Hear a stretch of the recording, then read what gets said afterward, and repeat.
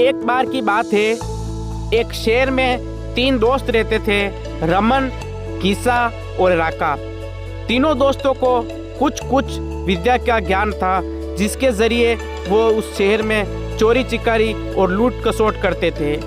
उन्होंने उस शहर में उत्पात मचा रखा था और लोगों के नाक में दम कर रखा था। वे अपनी विद्या के माध्यम से बड़ी बड़ी तिजोरियों के ताले तोड़ देते थे और चोरी कर लेते थे।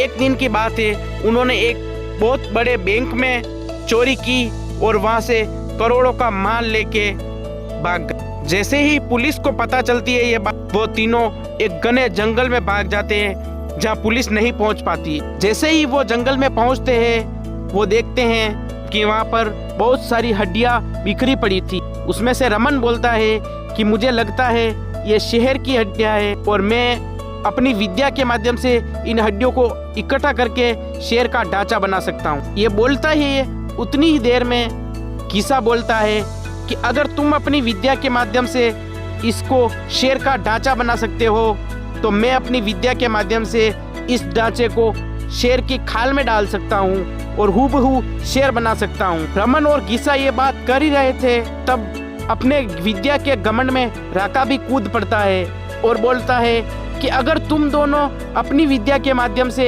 एक हड्डियों को एक साथ सेट करके पूरा शेर का ढांचा बना सकते हो, दूसरा इसको खाल दे सकते हो, तो मैं अपनी विद्या के माध्यम से इसमें जीव डाल सकता हूँ, इसमें प्राण डाल दूंगा। जैसे ही ये तीनों बात करके खत्म होती है बात, वैसे ही रमन उसका ढांचा तैयार कर देता है, गीसा उसमें खाल डाल देता है और राका बिना सोचे समझे उसमें प्राण डाल देता है। जैसे ही वो प्राण डालता है, एक भयंकर खूंखार शेर उन तीनों के सामने खड़ा हो जाता है। जैसे ही उस खूंखार शेर को देखते हैं, वो तीनों डर जाते हैं कि इतना भयंकर शेर उन तीनों के सामने खड़ा है और इतना घना जंगल है जहां उनकी कोई सहायता नहीं कर सकता। शेर बहुत ही भूखा था क्योंकि उसके पेट में एक दाना भी अन्न का नहीं था।